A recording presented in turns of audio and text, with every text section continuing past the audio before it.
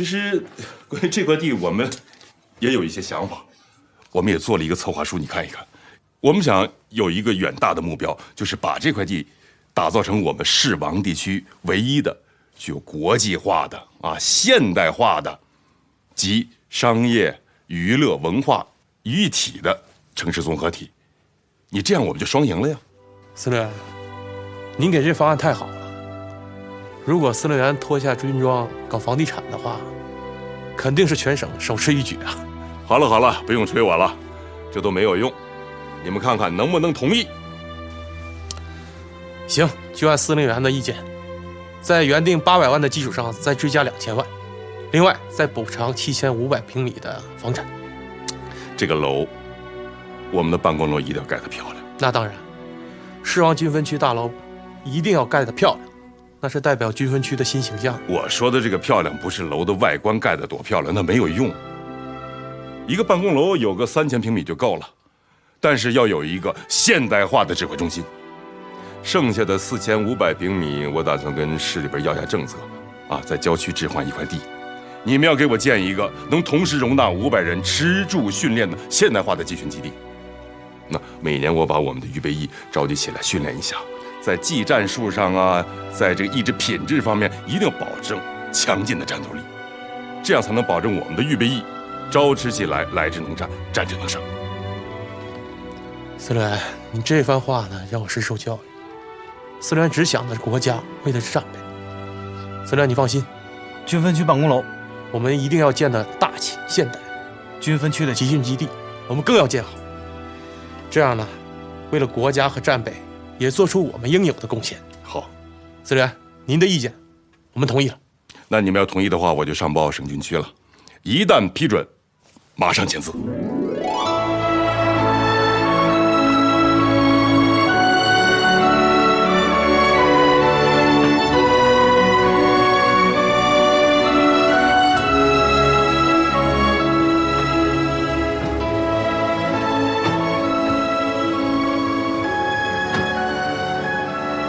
这训练基地盖得很漂亮，上去转转。好啊，走吧，走。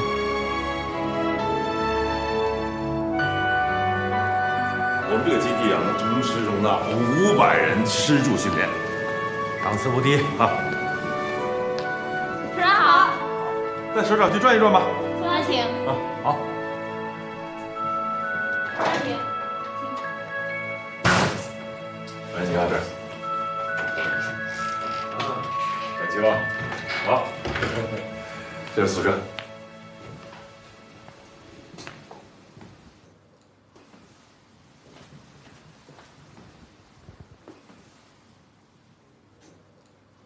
怎么样，老哥？比你们07集团军怎么样？不好意思说吧，比你们强多了。你放心，我们将来一定会比这好。走，到你训练场看看。走。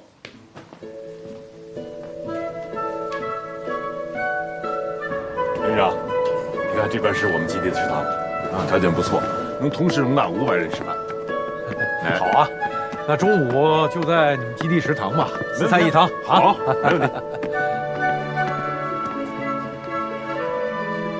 不错不错啊，这个训练场很有气势。当然跟你们这个07集团军肯定是没法比，可是足够全面了。你看这个射击馆，马上就装修完了，装修完了，咱俩可以比比枪法。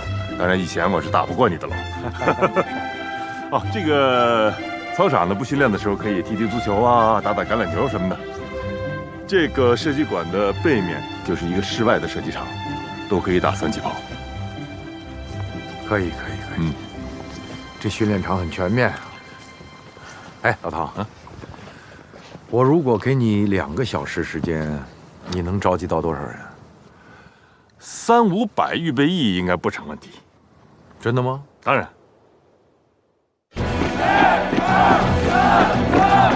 时隔不久，士王军分区按照省军区的安排，召集士王预备役1营到训练基地进行集训。从下达预先号令到集结完毕，预备役的官兵们从各自的工作单位赶到训练基地，只用了1小时40分钟，这让专程赶来观摩的龙潭不由赞叹。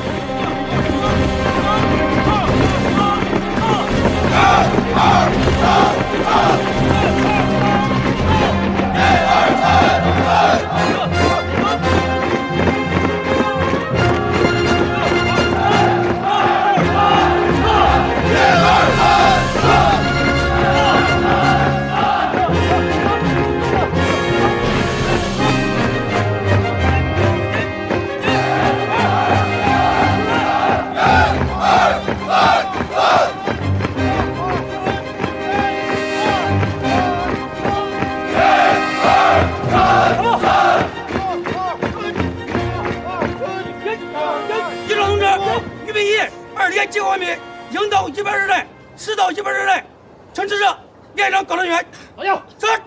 连长，快进。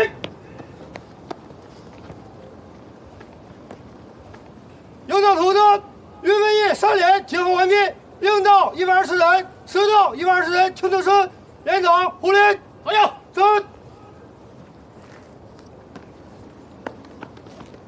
都有。队长。加油！卡车，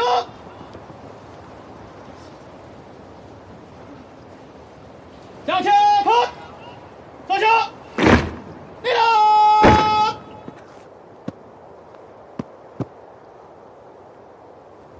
司令员同志，四王军分区预备役1营集合完毕，应到360人，10到360人，请您指示。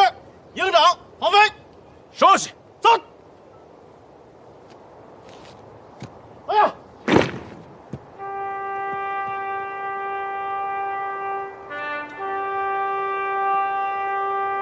同志们，前进！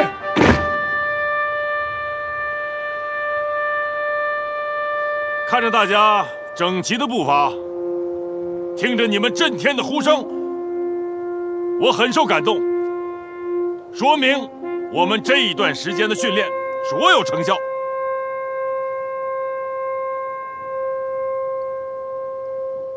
看到同志们的精神面貌，让我想起了我在作战部队的情形。我相信，同志们已经具备了无坚不摧的战斗力。因为南水北调工程，我们做了必要的整顿。也正是因为这次整顿，我们才具备了刚才我所说的战斗力。也许你们要问我为什么老在提战斗力，同志们，虽然我们是预备役，但我们同样肩负着军人的使命，我们要随时上战场打仗，随时狙击侵略者。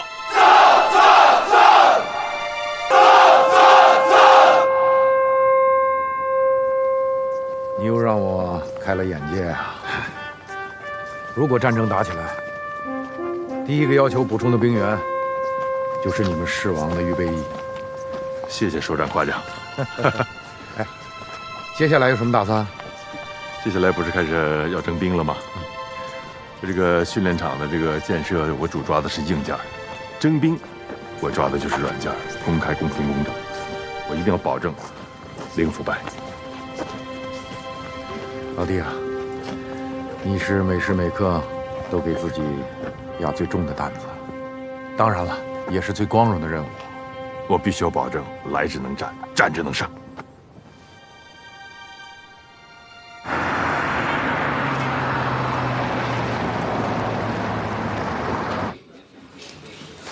哟，人家大司令忙回来了，收拾东西了。你那么忙，我们还在家待着干什么？我们打算明天回南京了。赶紧陪爸说说话去。我这不是去年你看我忙着这个拆迁，今年呢忙着征兵。哦，对，今年征女兵的这个政策已经出来了，说要本着公开、公平、公正的原则。什么叫公平、公开、公正啊？啊，这就跟提拔干部一样，不到最后1分钟，不知道谁被提拔了，就没法说明他是公平公正。觉悟到底还是挺高的啊！你说的非常对。所以呢，这个军区给我们提出了要求，希望我们成立这个征兵网络论坛，还有征兵邮箱，我们都设立了，就希望我们多搜集一些社会的信息。我们这个征兵论坛设立以来，收到了不少帖子，正面的不多，或者说根本就没有。尤其是说到女兵，哎，我们征女兵这个怎么名声这么臭啊？哎，小宽，你这个军分区司令这讲话怎么这么难听啊？这都是真话呀。发帖子的大多数都是各大院校的这个在校的大学生，还有一些希望参军的年轻人，说的都是什么请客送礼啊、走后门啊、找关系啊，这些歪风邪气的东西。说到征女兵，给了3个字的总结，叫没正事儿。这问题是够严重。是啊，所以我把这些帖子呢都下载下来了，打印出来，打算发到单位让大家都看一看。很难听的。爸，你看咱们家司令关心的都是国家大事儿。你比如说，您孙子在国外读书了，您来了这么长时间了，也没陪您吃顿饭聊聊天儿，是不是？那要不然咱明天就回南京。好，咱们回家，不给小凯添麻烦了。哎，但是小凯，你给我记住一条啊，咱们共产党是靠老百姓的支持打天下的，是不能欺负老百姓。是，这你放心啊。爸一说这事儿又激动了，电话。忙的他。都说好了，东西都收拾好了。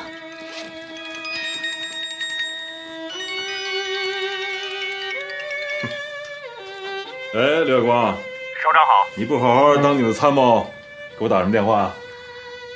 我是想好好当参谋啊，但是你看现在部队这种状况，你说我怎么好好当啊？那提拔的事儿是吧？想让我跟你说话呀？首长，我是想让你帮我说话，可是人走茶凉啊。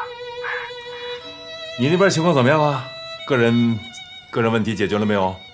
首长，我如实向您汇报，我现在只能是天天做梦啊，梦想有个首长的女儿啊，虽然又粗又凶，但我也同意啊，我马上闪婚，我什么问题都解决了，我想干什么就让我干什么。你跟首长女儿有仇啊？啊？说书，无实我属啊。是不是有人跟你争这个首长女婿的位置啊？不是我的位置，是许多位置。太得意了，太无法无天了，所以啊，我现在呀，就只有做个好梦的权利了。你们这帮年轻人呐，这想法真是，怎么这么颓废啊？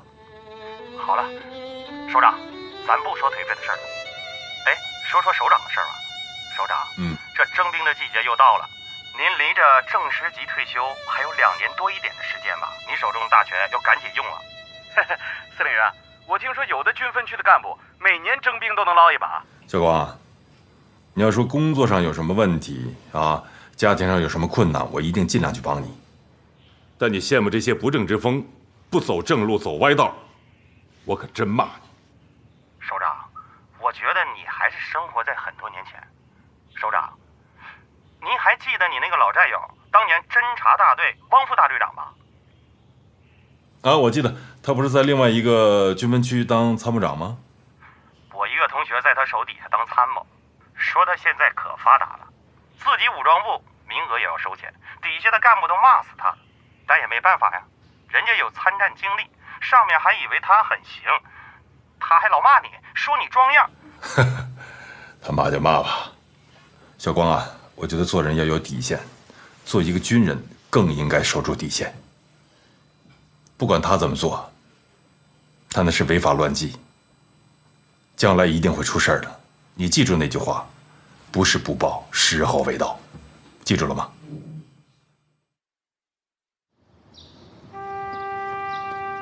同志们，今天我们召开军分区年度征兵工作专题党委会议。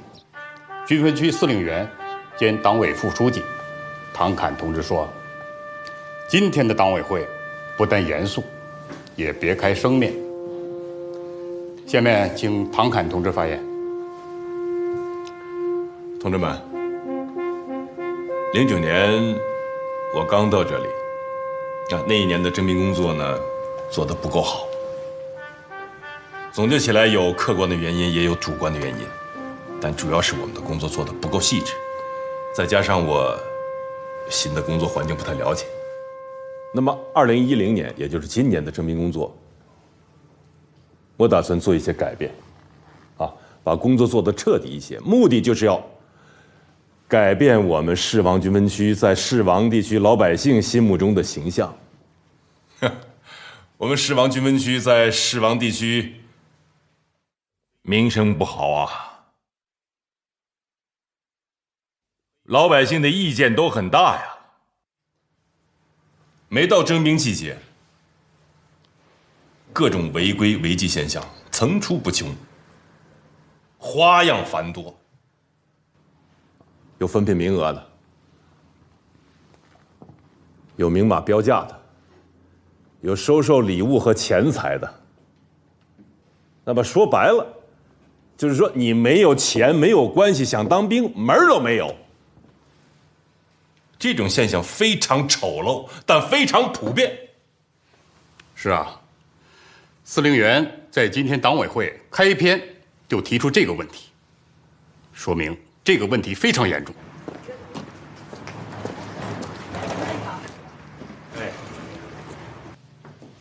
旁边，谁呀？哦，潘主任啊，给我换点零钱中不中？我想买2个烧饼。这一上午才卖了1盒子烟，哪来的零钱啊？没有，美元也中啊。真给你美元，你敢要啊？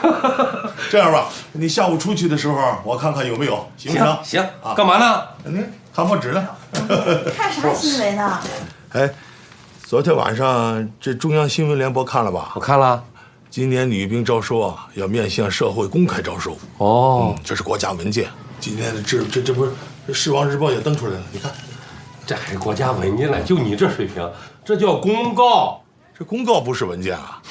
你看先进车间主任呢，白瞎了你。哎呀，你想啥好事嘞？你闺女要当兵，太阳还在东边嘞。老赵啊，这样的新闻啊，它年年都有。你看咱们老百姓家的女孩子，有谁能当上女兵了？咱不信这样的宣传。这一次啊，是军委主席说话了。哦，我觉着有希望。你看，这儿还有这个国防部、省军区的举报电话，你看，我看看，咦，这不就是些电话号码吗？就是。彭斌，男孩子当兵花几万，这女孩子当兵你得几十万，你家有那么大关系吗？我看了看这文件的规定，我觉着我们家蛟龙行。彭斌啊，你们家蛟龙是行，但是现在是商品社会，你不拉关系。不上供，能行吗？你不信，在水泥厂你搞个民意测验，得80%的人不相信你。哎，主任，什么80%不相信啊？来，彭斌看报纸了，说要招女兵，他叫他家蛟龙行。80%，我看啊，100%都不相信。来，你不信咱俩打个赌。你有什么可赌的？赌房子，你说了又不算。你说那屁话，你怎么不相信这个理儿呢？我早就跟你说过，有的人啊，一出生花不完的钱，享不完的福，对，他想受罪都难了。可有的人啊，受了一辈子苦。彭斌啊，你又是个苦命的人。你还记得20年前咱们厂里那个纪委书记吧？他就是部队转移的团政委，记得吧？咦，咋不记得？是，咱厂有史以来第一个女兵就是他闺女，你还。彭斌哥，你女儿还想当女兵，你就在这天天做美梦吧。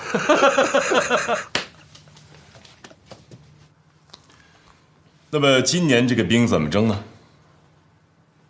从党中央到中央军委、国防部、各总部、各级都有明确的规定，让谁征，在哪儿征，征多少。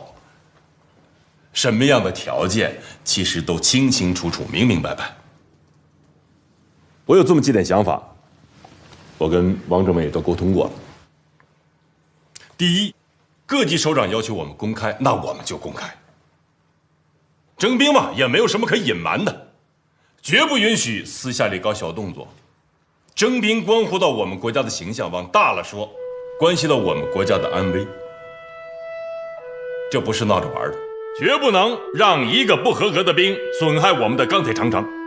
第二，要惠及百姓，尤其是那些家里比较困难的，就是所谓的弱势群体吧。他们无非就是希望自己的子女参军，改善一下自己的生存环境吗？这要求过分吗？一点都不过分。只要这些人他们的子女符合条件的，我们一定要优先录取。我们要让他们知道，人民军队爱人民。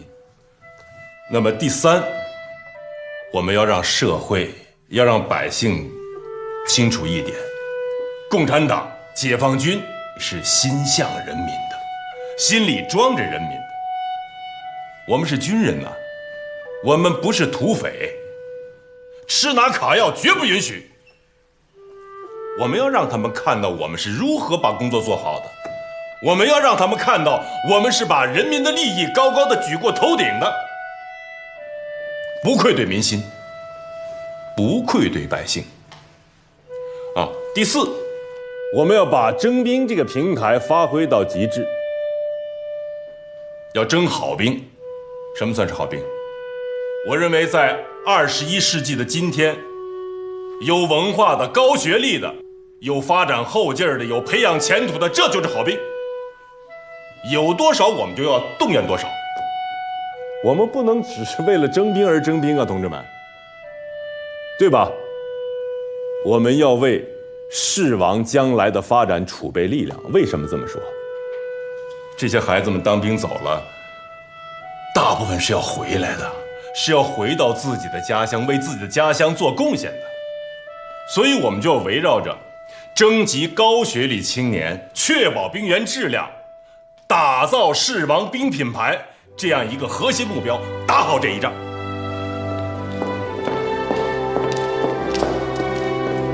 你好，我们是来接兵的，我们想见一下司令员。司令在开会，你们要等一会儿。老兵，我是司令员的老部下，我们找他真的是有一些急事儿，麻烦你跟他汇报一下。这位同志，我们找司令员有很重要的事情，关系到今年的接兵工作，希望你给司令员说一声。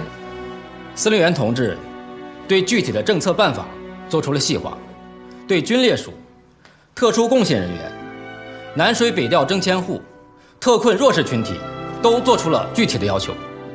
同志们，征兵意味着我们手里的权力很大，如何控制好自己手中的权力，这是需要智慧的。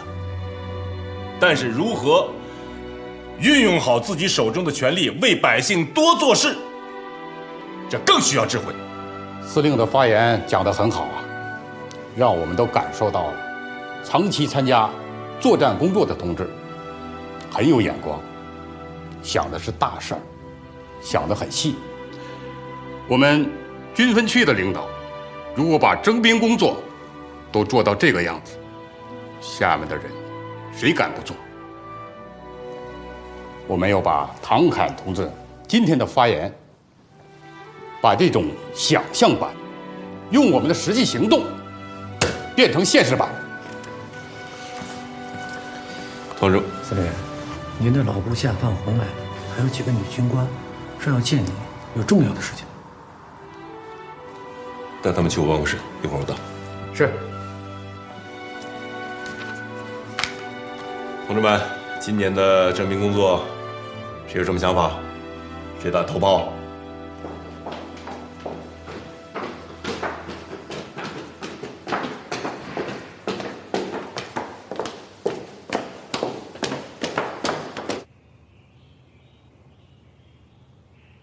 佟参谋，一看这字啊，就是老旅长写的，军心铁胆，不忘使命。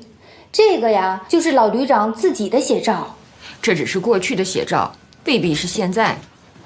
哎呦，来了！哎呀，首长好。好，来，坐。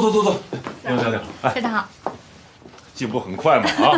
坐，都少校了，坐。凤凰，我知道你是个直脾气，咱就不绕弯子了，有什么事儿直接说。当然是接兵的事儿，主要呢是童参谋，他有一些疑虑，想和老首长交换一下意见。请讲。司令员，咱们都是军人，我就不客气了。我们的疑虑就是接兵的质量。你也知道，每年女兵是最难招的，全是领导写条子，而且不是一般的领导。不管质量怎么样，你都得要吧？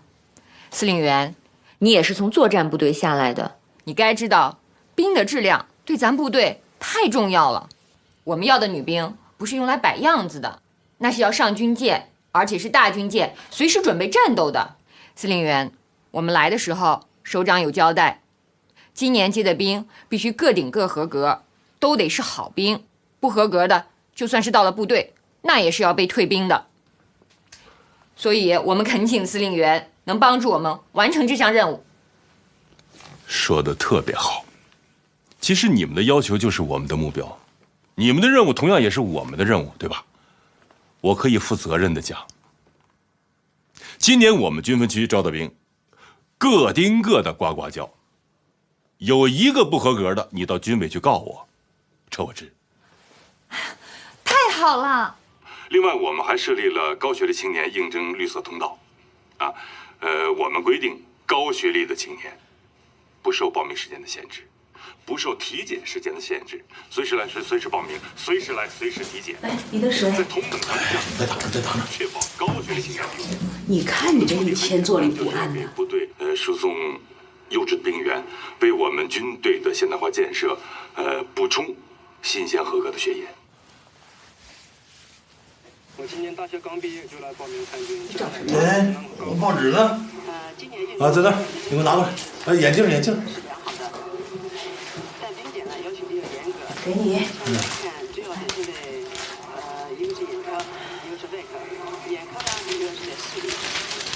往年的大学生比例一般在20%左右。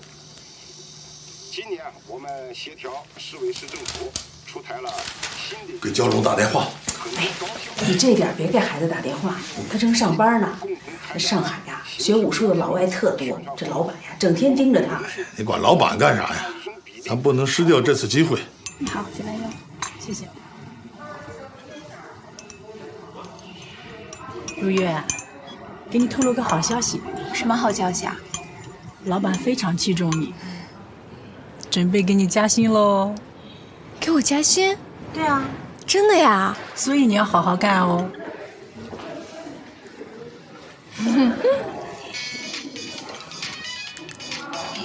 我妈给我打电话，青青姐，我去接个电话啊。哎，焦龙啊，你干啥呢？我听着你那边乱哄哄的。啊，我刚下课，跟同事在一块儿呢。没事，你说吧。哦，闺女啊，我向你报告一个好消息，咱市网已经开始公开招收女兵了。征女兵？真的呀？啊！太好了，当女兵是我从小的梦想啊。你看看你，刚大学毕业，各方面的条件都符合，咱不能丢掉这个机会啊！爸，那你赶紧帮我去报名去，我现在就给老板请假回家。哎，孩子，你可想好了啊？咱全市网啊，那得有多少人报名啊？那得多严格呀！哎，妈，你别担心，你还不知道我吗？从小到大啊，从学习到比武，从小学到大学，还参加什么全国的运动会比赛，哪一次我还怕严格过呀？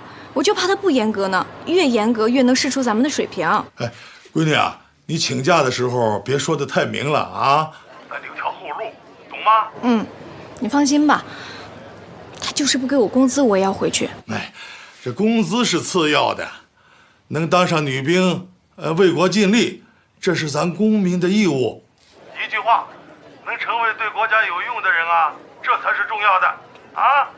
你们相信我，我一定可以凭借自己的实力实现我的梦想。哎，闺女啊，你再好好考虑考虑。挂了。招女兵了。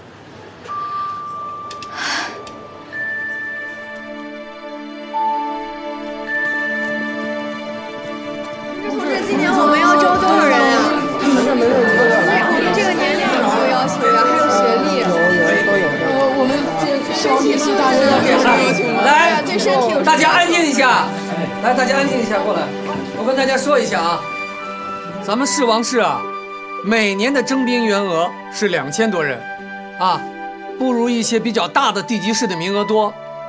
所以说，按照名额比例的分配呢，咱们的女兵名额只有12名。对，啊，只有12个名额。咱们征兵的程序呢，我们会在媒体上向全社会公开。我还要跟你们说一下，现在咱们的市、区、县的报名人数已经达到了1000多人。1000多人。沈参谋啊，你说。我没想到现在已经1000多人了。对。那就是说，1000人里面选12个。对，相当于100个人里面选1个。我们首先会按照征兵条件审查报名资格，然后我们会在媒体上进行公示，之后进入的是身体测试、综合测试和才艺测试等各方面综合测评淘汰，最后还有体检、政审、面试。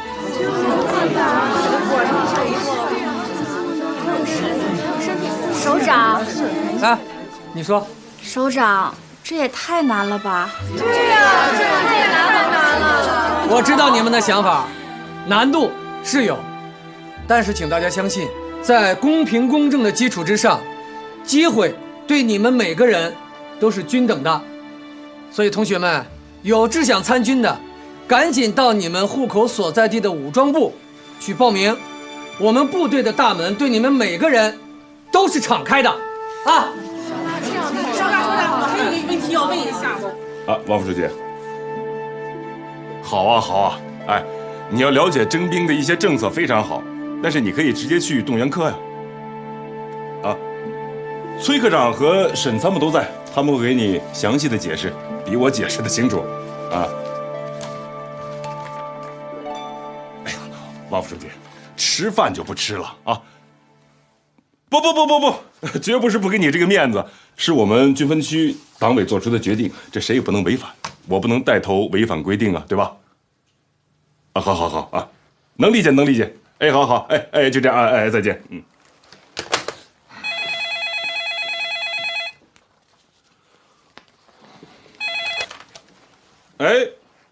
哎，孙局长你好。沈参谋。哎呦，陈队长，让您久等了。来，坐。您来这是？我这不是为了我那个宝贝女儿吗？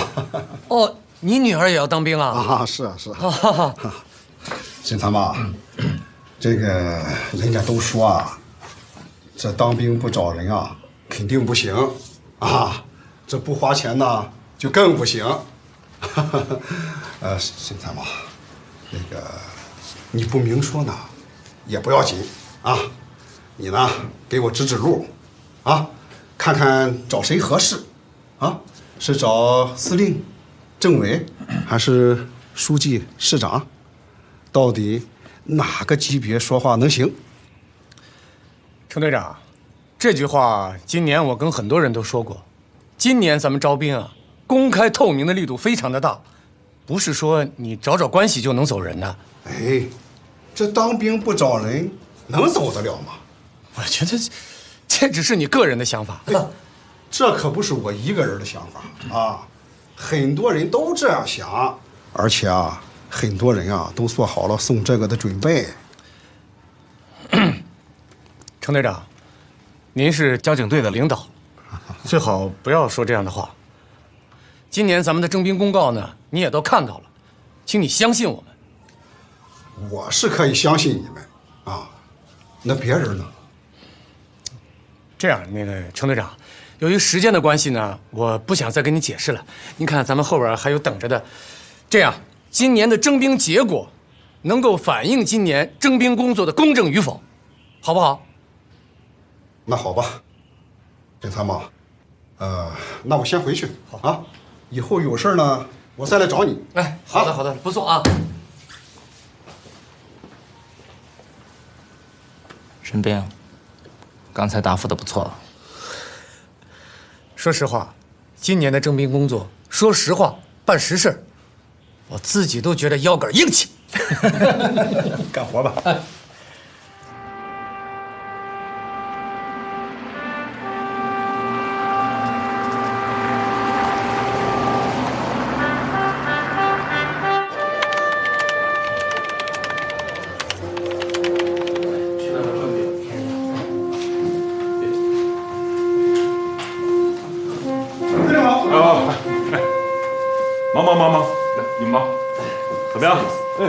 令坐。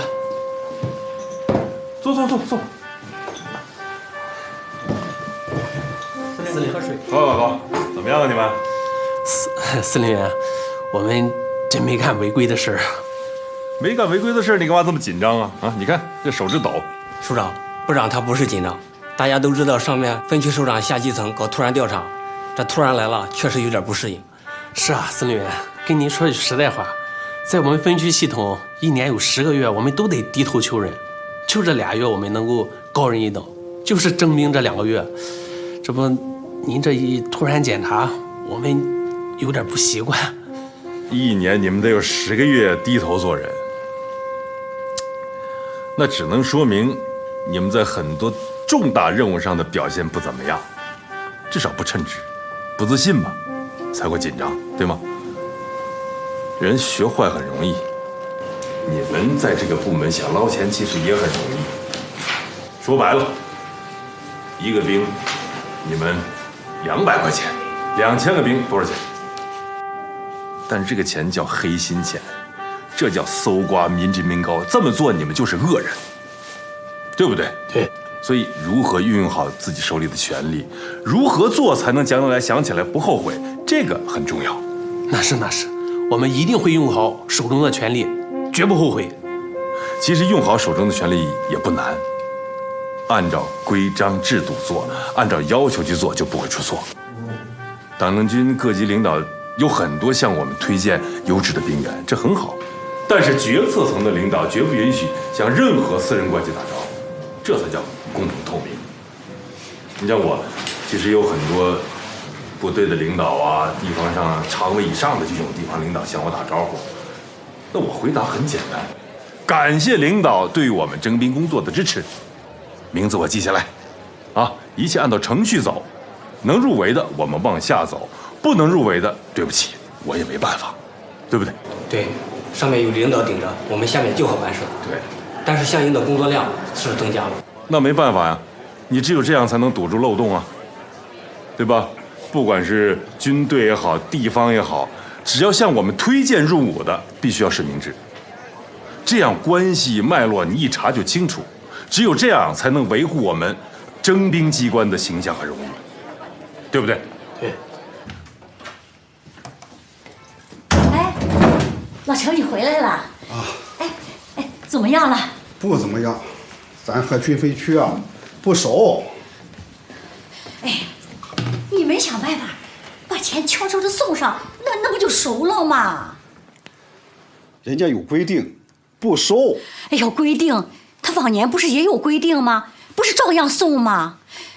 哎，这个样啊，你再想想办法，你看看你们公安局的谁和军分区的领导熟，托他呀把钱送上。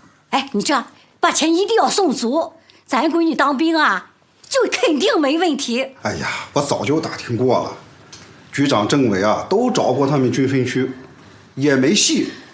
听说他们那个唐司令啊特别较真儿，说谁要是送钱啊，查出来不但从报纸上把他们的名字登上，你家的闺女儿子就是合格了也别想当兵。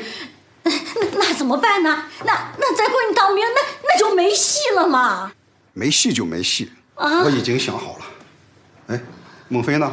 孟非，你过来。呀，爸，你回来了。啊，怎么了？闺女啊，咱这兵啊不当了，以后啊咱当警察。爸爸可以给你打包票，警察也是兵嘛，穿警服不也是很漂亮吗？不，我不当警察，我就是要当兵。现在干什么事儿啊，咱都要务实。咱狮王成千上万的女孩子都想当兵，别说是咱家没有关系，就是有关系，咱关系不硬，这兵也当不了。爸，你说的那是什么话呀？我当兵不靠别人，我靠我自己。哎呀，闺女啊，这年头你靠你自己能行吗？你靠你自己，你就闯个头破血流也不成啊！妈，就算头破血流，我也要去试一试。那怎么？那别人能行，我就不能行？爸，你说的那是什么话呀？我当兵不靠别人，我靠我自己。哎呀，闺女啊，这年头你靠你自己能行吗？你靠你自己，你就闯个头破血流也不成啊！妈，就算头破血流，我也要去试一试。那怎么？那别人能行，我就不能行？哎呀，孟非，你还年轻，有些事情啊，你没经历过。你们就都别劝我了，我都已经想好了。就算这个兵当不成，那也是一次历练呢。你们平时不是总说我们独生子女经历的少，正好这回让我碰碰钉子，也不是什么坏事儿。哎呀，爸，我求求你了，你就让我一个人闯一闯，好不好？好吧。不过，咱有话在先啊，真要是失败了，摔了跟头，不许哭。好，肯定不哭。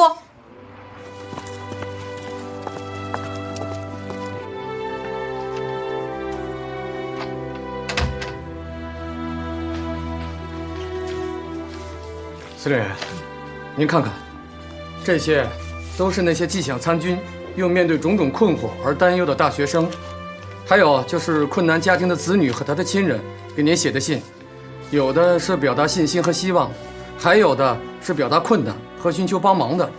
哎呀，总之什么情况都有，太多太多了。这多好啊！我说过，我们一定要做到每封信都要读，不光要读，而且每封信要回复。再忙，写几行字的时间总是有的，对吧？你只要给他回复了，对他们的意义是不同的。是，而且有必要的话，我们可以上门家访，了解情况，解决问题。是，司令员，那个叫焦重阳的大学生给您写的信，我们看了。哦，我们认为非常的典型。是，尤其是他提到了，如果应征入伍的话，能否根据他的专业，把他放到祖国最需要的地方去？我们认为这句话说得非常的好，我们想把他的信拿到晚报上去登一下。我看可以。还有就是您给焦重阳的回信，我们想一起登。司令员，我们是这样想的，这一来呢，是对应征青年的一个鼓励；二来呢，是对咱们征兵工作的一个很好的宣传。那好吧，你去办吧。是，帮我把这个发了。好的。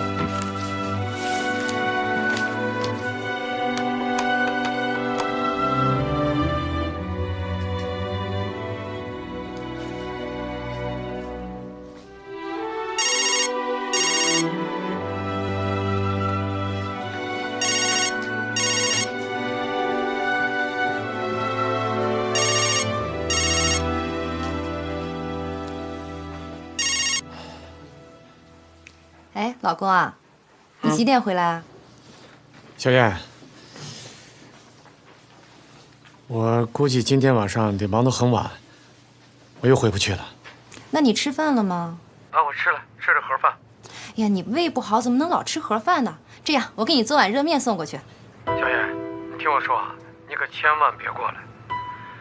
哎呀，今年征兵工作太忙了，司令员和政委吃的也是盒饭。今年你是征兵办的主力参谋，我知道这个职位很重要，所以你一定要按照领导的要求好好做。今年的征兵工作啊，让你得罪了咱们不少的亲朋好友，不过没关系，我支持你，也相信你。小燕，谢谢你的理解。我还是那句话，遇到司令员这样的好领导呀，咱就在部队好好干。只要司令员不让你脱军装，你就当一辈子军人。哎。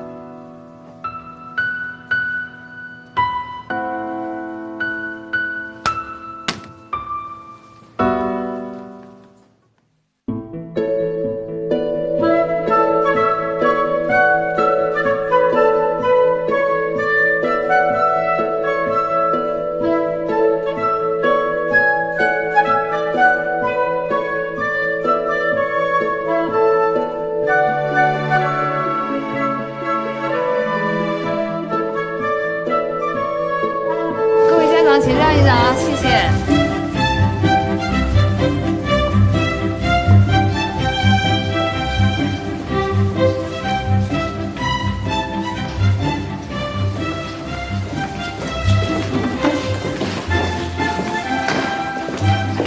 佟参谋，怎么样？你们那边？我们这边还挺好的，整体比较满意。那就好，一会儿再说好。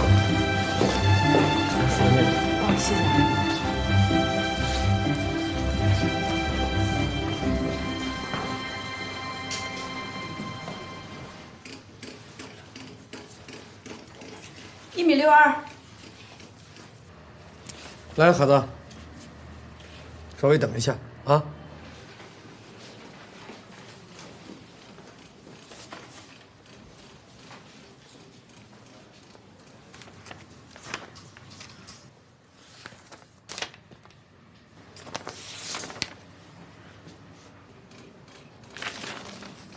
他有1.62米吗？啊？你知道你这是什么行为吗？这叫作弊！拿着招兵体检当儿戏呢，外面那么多双眼睛在看着。体检表，作废。叔叔，求求你就让我过了吧。孩子，叔叔对不起你，这一关在叔叔这儿过不了。带他走。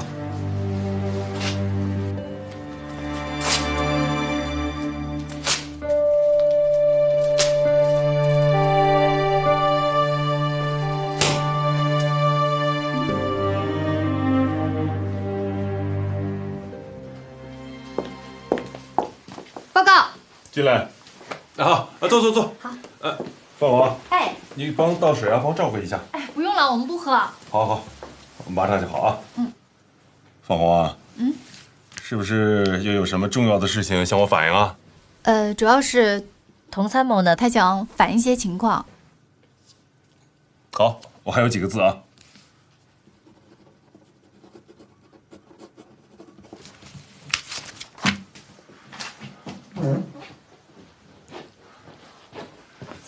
请讲。司令员，是这样的，今天我们去医院全程监督女兵体检，我们发现2个不合格，可是他们的体检表全都是合格，一个是身高不够，还有一个是近视。您看这事儿怎么处理比较好？你有什么处理意见？我的意见嘛，这2个不合格的征兵对象，体检表要作废，医院的相关人员必须做深刻检查，您觉得呢？体检表作废，医院做深刻检查，不够。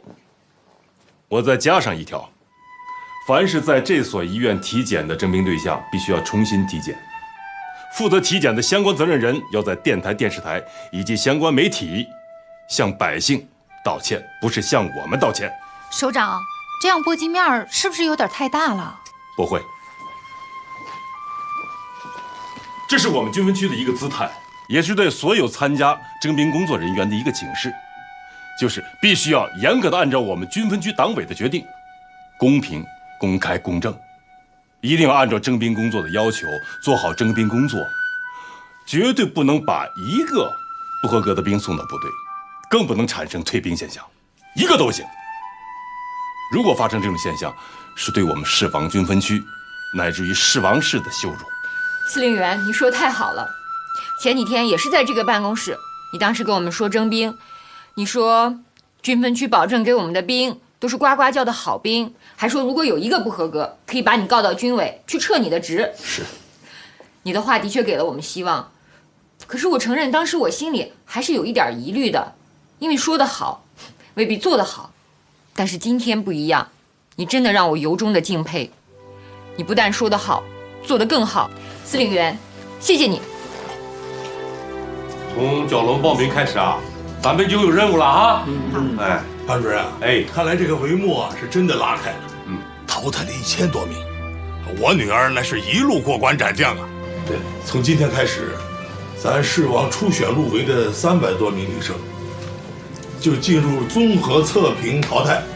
这个综合测评淘汰那可不得了啊！你看身体素质，综合素质、才艺素质，这都得过关。昨天电视新闻上说了，咱们市里人啊，能从电视直播上看到整个的淘汰过程。哎，特别才艺，5分钟，300多个女孩子，一一展示亮丽，精湛绝活啊，不简单。唐司令啊，邀请了各部门的专家当评委，全是顶级专家，他们负责考试、面试、公开测评、打分、排序。还有这个市公证处、监察局、人大代表、应征入伍的这个家长代表，他们全程负责监督。你咋没挑俺嫂子呢？你说这说什么呢？咱又不是评委。哎，你们说这次军分区搞这个才艺比赛有必要吗？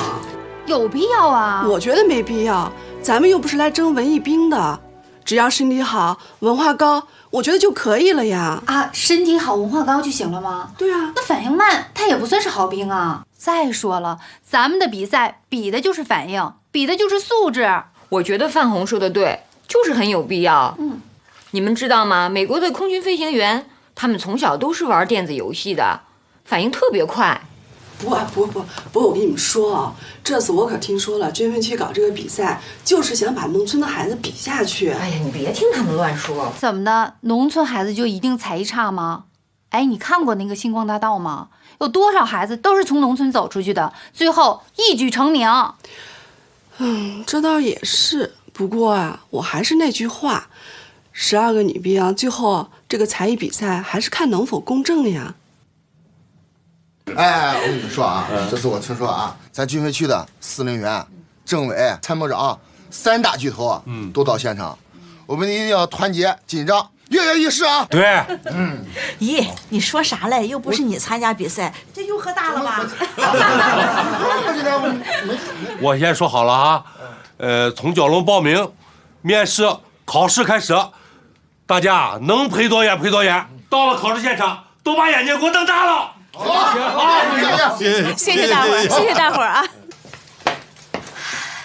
说，婶儿，咱走吧。蛟龙，把这个灯带齐了吗？放心吧，都带齐了。好嘞，我们家花木兰、蛟龙上阵了。走。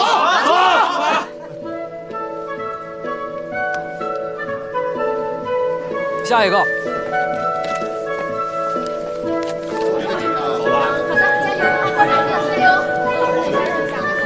哎，大叔，不好意思，让一下，让一下。哎，你这小妮子急啥呢？我们是来考试的。这还考试啊？我们怎么了？我们比你可精干多了。就是。那快行，我让开，你去。去了也没希望，咱家蛟龙第一。哎呀，都到了，你们俩就别送了。哎，孟非啊，挺严峻啊，要不爸爸送你过去啊？爸，你看你又来了，咱们不是在家都说好了吗？无论严峻与否，你让我一个人试试。哎，孟非啊，你一定要沉住气，不要紧张。人家能行呀，咱也能行。哎呀，行了，你俩快回去吧啊！哎，快走吧。哎，不要紧张啊，等我好消息。啊，去吧。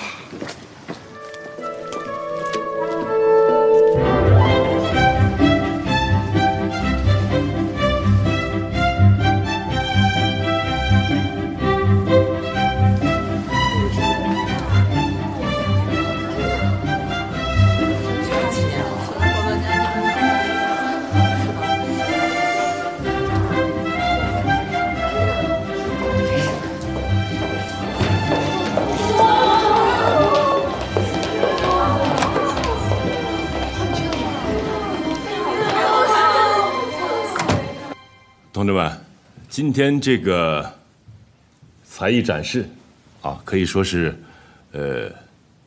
花样繁多啊，有朗诵的，有演讲的，有弹乐器的，有舞蹈的、武术的啊。但是我要强调的是，评分的标准只有一个，就是公平公正。有的同志说了，说形势完全不同啊，这分数怎么打呀？非常简单，我们在座的不乏懂行的人，可以说是藏龙卧虎啊！你比方说崔科长，这中学的时候武术在市里是拿过名次的。沈参谋最爱好文艺，看看文艺片呀，看看话剧呀，还常常写观后感，写得很专业哟，并且我们还特意从地方专业团体请来了评委老师。所以我说，你们只要本着公平公正的原则，你们一定能打出公平公正的分数，你们就能招到优秀的应征女青年。大家不要小看这些文艺展示啊，将来这些女兵可能到了部队就会成为基层部队的文艺骨干，这对部队的建设和他们自身的发展极其重要。王政委，你看你还有什么说的吗？那唐侃司令员讲得非常具体，我提出一个要求，就是秉承公平、公开、公正的态度，把我们优秀的女青年吸收到我们的部队当中，为现代化的国防建设，为绿色钢铁长城增添一束铿锵玫瑰。好，按照规定，我跟王政委不能列席。沈参谋，你们开始吧。啊。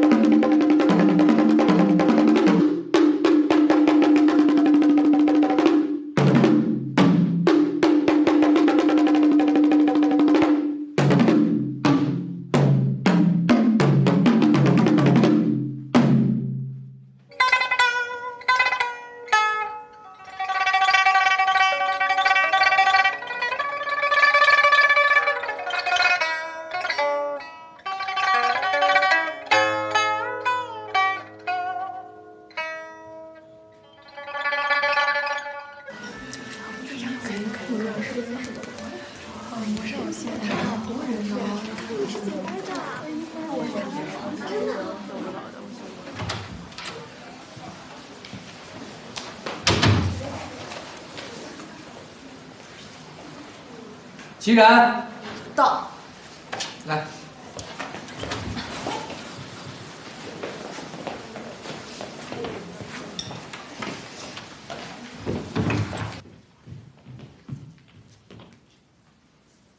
各位评委好，我叫齐然，今年22岁，身高1.65米，我的才艺展示是古筝。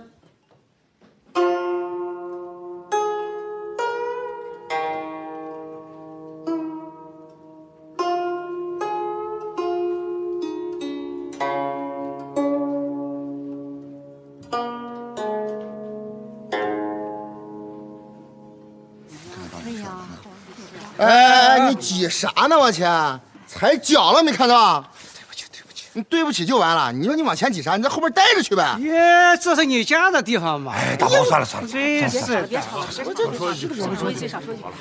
还是都进去了，都进去了。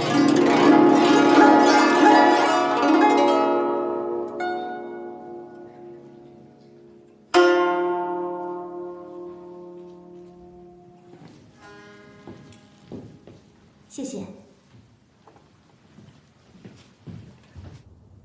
哎，这姑娘弹得不错啊。确实不错，弹得挺好。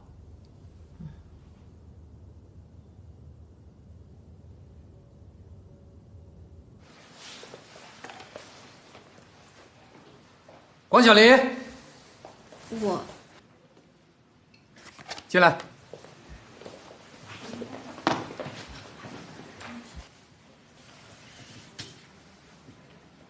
各位评委老师好，我叫管晓林，今年22岁，是河南理工大学大4学生。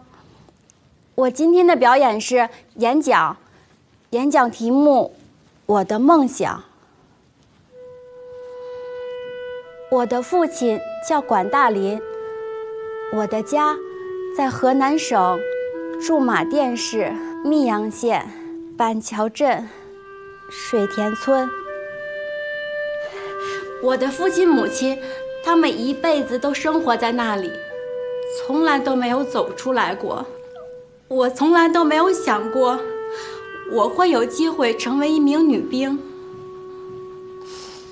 我知道这个社会很现实，也很复杂，也听说过许多有关想要成为一名女兵就要靠门路、靠关系，所以我从来都没有和我的父母提起过我想要成为一名女兵的事情。我从小就有一个从军的梦想，特别是看过了国庆大阅兵以后，就更加的向往军营了。我真的很希望各位评委老师可以给我这个机会。如果我能成为一名女兵，我一定会非常努力、刻苦的训练，在祖国需要我的时候，我愿意奉献我的一切。真的，谢谢大家。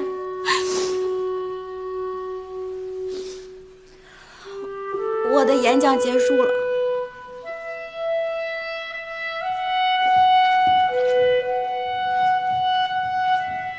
这个兵我要了。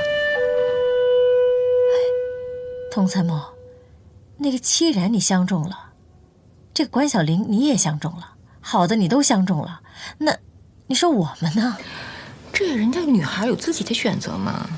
不是所有的女孩子都喜欢你们大海，还有我们蓝天呢。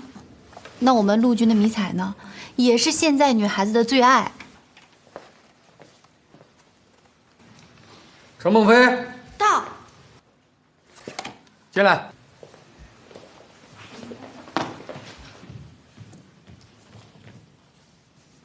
各位评委老师好，我叫程梦飞，今年21岁，我的才艺表演是舞蹈。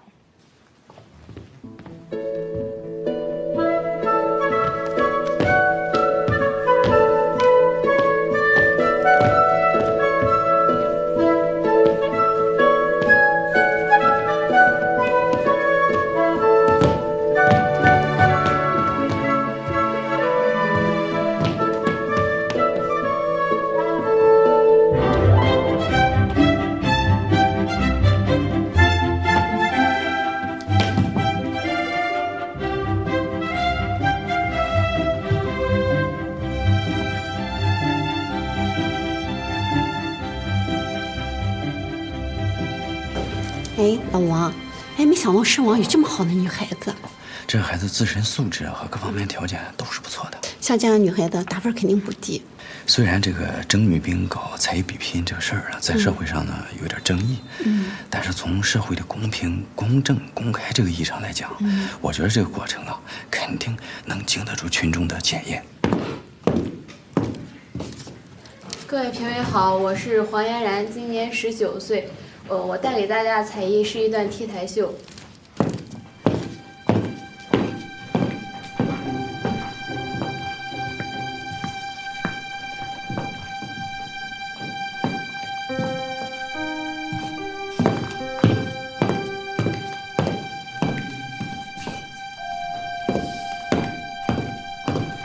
这人怎么回事啊？我哪知道，真不可思议。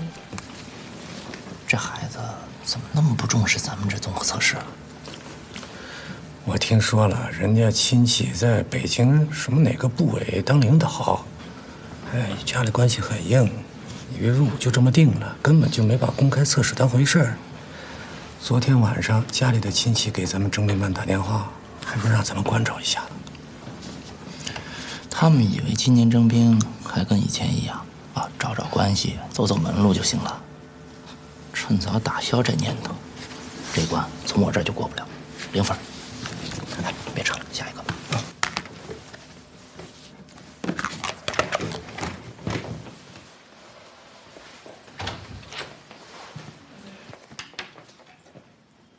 赵文如月到。进来。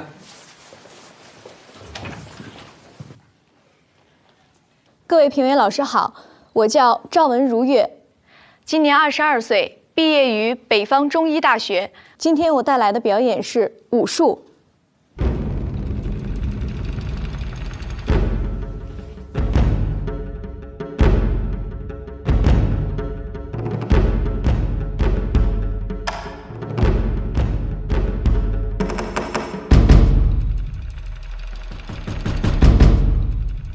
哎，等，同志，我麻烦问一下，俺们家蛟龙考试是不是过了？是不是第一？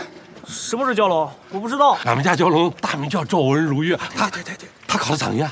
考咋样我不能说，只是纪律，等张网就知道了。嗨，不用他说我也知道，咱家蛟龙肯定第一。那没问题，绝对第一。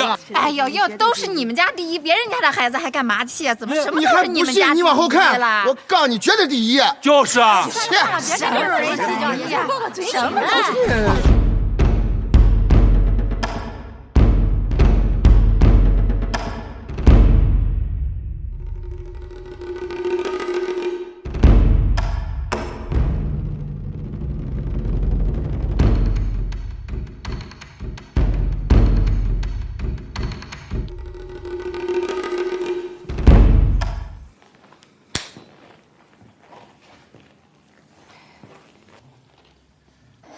谢谢大家。看来这些资料都是非常真实的。你看，是这孩子确实非常出色，难得。这女兵，你们都别跟我抢啊！我们综合旅就需要这样的。哎，就你们需要，我们海军陆战队就不需要了吗？你们别争了，最后啊，他能不能当上兵还不一定呢。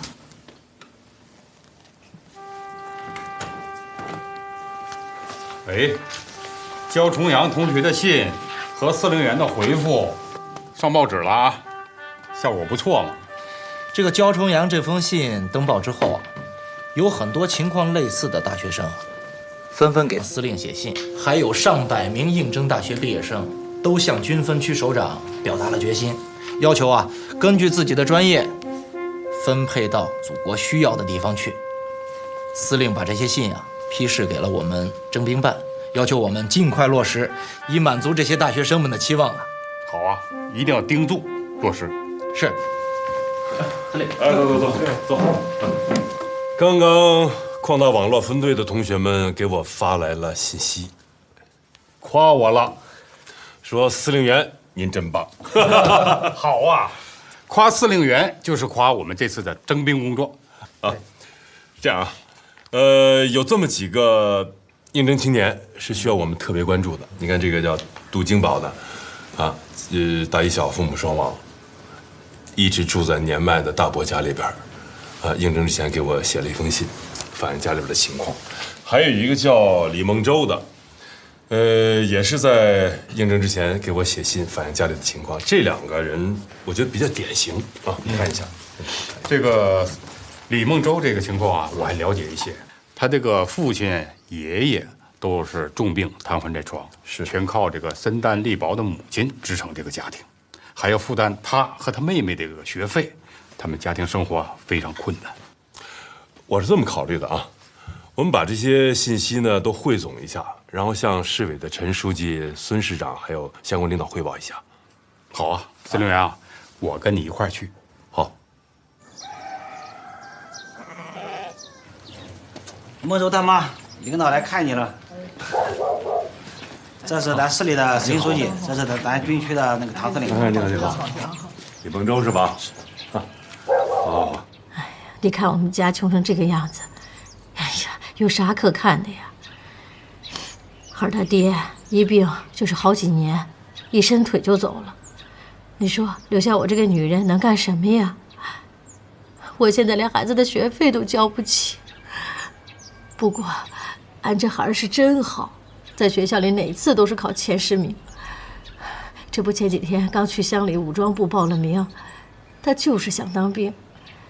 可你说俺一个女人能有什么办法呀？领导，俺求求你，一定要帮俺想想办法，只要能让俺儿当上兵，让俺干啥都行。来，进来，放心吧，能够解决的啊。小刘啊，咱们市委市政府的主要领导、分管领导最近一定要靠上去抓，根据军分区党委提供的名单，挨家挨户的去走访这些应征入伍的贫困家庭。好，你们乡政府、乡党委的负责同志也要靠上去，行，帮他们解决一些实际困难。好的，让这些优秀的青年早日实现从军报国的梦想。请领导放心，他们家的困难我们一定会想办法解决好，安排好。孩子听到了吗？困难能够解决。李梦舟啊，陈书记亲自过问你们家的事情，这说明什么？说明市委市政府对你们家的情况非常的关心。我们军分区呢，对于这种特困家庭也是有政策的。那我在这儿表个态吧，只要这个孩子体检政审合格，我肯定收他。李梦舟，到了部队好好服役啊，学个一技之长，回来之后回报亲人，回报家乡啊。司令员放心吧，我一定报答您，报答家乡领导。谢谢司令员。哎，什么报答我？好好孝敬你妈。妈没得说，只要能让俺孩当兵，哪怕是为国牺牲，俺全家人都没二话。好。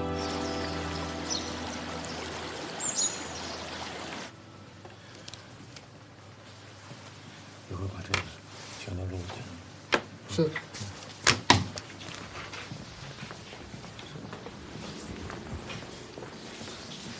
参谋长，沈会长，好。参谋长，咱咱们这第1轮的综合测试终于全面结束了。哎呀，是啊，这次女兵征集真的太激烈、太精彩了。咱们从1000多人的大名单当中选出300多人，又从这300多人当中选出这140人的名单，这能不激烈吗？哎呀，是啊，这份名单一旦公布啊，就是具备法律效应的，会有很多女孩因此而改变命运的。哎，你看看，像赵文、如月、齐然、管晓琳这样的女孩，全是来自于贫困家庭。她们不光进入了140人之列，而且都进入了前20。参谋长，您看，像齐然这样的女孩，从一开始就没有一个家人陪伴，这种女孩她越是能走得远。而像赵文、如月这样的女孩，一切都是要靠自己去拼命运。这种女孩越是能得到更高的评价呀。是啊，对，参谋长啊，程梦飞也进入前20名了。太好了。哎，崔科长，你把这份名单要像对待绝密文件一样，把它封存好，呈送给司令员和政委。是啊。司令啊，我们跟着你，拆迁中没少受累，我没有说过一个苦字儿，因为我敬重你。这次我真的不想麻烦你，这个女孩的事儿啊，我实在是推脱不掉，说啥你也得帮兄弟照顾照顾，弄上去，花钱没问题啊，我给你打上20万，还不就一句话的事儿。你要这么说的话，我也跟你说句实话吧，暗箱操作，如果我想，我可以做，但是我绝对不能这么做。为什么？这不公平，我这样做就会对不起老百姓。哎，司令啊，啊，好啊，不用说了，哎，就这样啊。进来，司令。哎，这家伙，名单要定了，电话打鼓了，我真想不到，部队、省市各级不少领导都给我施加压力。我比你强多了，他们都知道我的脾气，所以也就不找我的事儿了。但是啊，你要记住，谁没几个朋友，对吧？平常啊，你出去吃一吃、喝一喝都没关系，但是在现在，这非常敏感的事情绝对不可以，必须要做到铁面无私。铁面无私，好啊。对了，您今天还不能休息呢，下午常委会啊，专题研究女兵征集测试排名，我看啊，要开到后半夜。就是开1夜也没问题，这是非常非常重要的事情，必须要认真对待。我们常委必须要每一个人都要表态，而且要举手表决，记录在案。司令，我觉得咱这个廉洁征兵现实版很有挑战性。我们既然是军人，就要随时做好上战场的准备，这点挑战算什么？好，有您在，我心里有底了。你去忙吧。好啊。妈，哎，快点儿！哎，好了，收拾完了吗？好了，走走。哎，你们俩赶快过来吃饭。哎呀，不吃了，昨天晚上打了1夜的鼓，没心情。哎，孟飞啊，你过来吃点儿。爸，我是真吃不下去，快走吧，急死我了。哦，那行，咱回来吃。几点了？啊，8点了，都8点了还不贴榜？就是8点了还不贴榜。8点了，来，沈参谋。哎，沈参谋来了。沈参谋过来吗？沈参谋，我入选了吗？我叫焦龙。有他没有啊？叫赵文如。赵文如月。赵文如月。那这样，具体的名单呢，我说的并不为准，咱们以这个张榜公示的为准，好不好？好。看，大屏幕。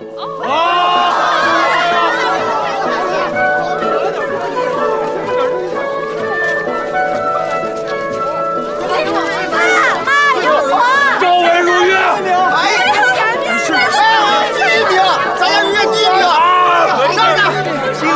武状元这是，哎呀，考上了，武状元今天也是，哎呦，好。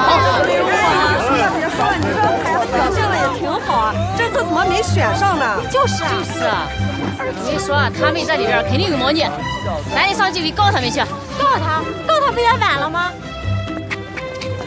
有我，太好了！哎，太好了！我要给我爸爸打个电话去。哎，等等，我也去。哎，急啥呢，闺女？有你吗？往前挤。有你吗？孩子？有是没有啊？有，有啊，是有啊。他，那是不是我呀？哎呀，我咋不敢相信呢？是啊，真的。哎，老程，快你看呀，闺女前20名。哎呀，闺女，你真了不起啊！哎呀，太好了，真没花钱。俺要是花1分钱啊，俺就不是人了。实话跟你说啊，俺闺女来考试的时候啊，俺连送都没送。不可能，现在当个兵不花个10几20万就压根进不去，我才不信呢。你不信啊？俺信。哎，俺走过的路啊，都在俺心里呢。哎，真没想到啊，咱老百姓家的孩子考了第1，这次咱军委区再办点实事。超傻！那是。来，待会儿进来，坐。坐下，喝水，喝水了，走。哎，我说，闺女，你去拿酒。我说，主任，嫂子，大包，大家都别走了啊！今天中午就在这儿吃，在这儿喝啊！孩子他妈，喝水啊！来，我说，你去买只鸡，再买俩菜，快去！嫂子，买2个好菜，下酒菜啊！走，待会儿都别走啊！来了！哎呀，不客气了啊，再来一个。好嘞，爷爷。在女兵进入第2轮淘汰以后，我们关注了每一个女兵在征兵过程当中出现的情况。在男兵征兵过程当中，我们还加强了对弱势群体子女、南水北调家庭子女，还有孤儿等情况的特别关注。好，有什么问题随时向我跟政委汇报，好吧？是，首长。今年全市10个县市区因病、因意外事故、家庭变故造成孤儿情况的大约有7、8个，其中初中毕业生比较多。有一个孤儿特别突出，各方面都很优秀，可惜就是个初中生。现在体检、政审等程序已经顺利过关了，指标问题还得您和政委多盯盯省军区首长。因为按照文件规定，今年的初中毕业生原则上还是不要。我跟司令已经跟这个省军区的刘司令、严政委还有鲁参谋长已经汇报过，而且电话就打了很多次，怎么还没落实？还没有啊。就李梦舟一个是吧？他通过了是吧？是，就卡在他的这个初中学历上是吧？对。我给所长打个电话吧。那太好了。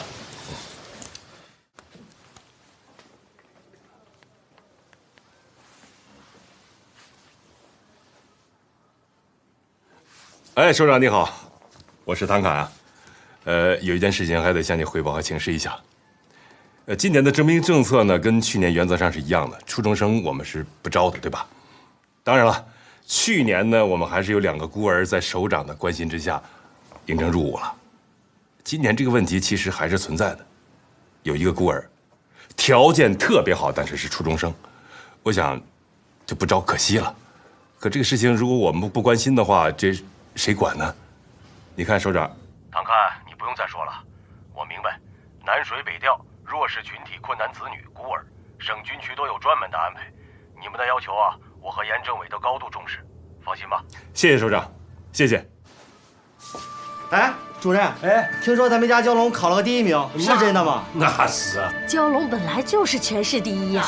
这是老天保佑你老赵家，赶紧去庙里上香，在里边待上3天3夜。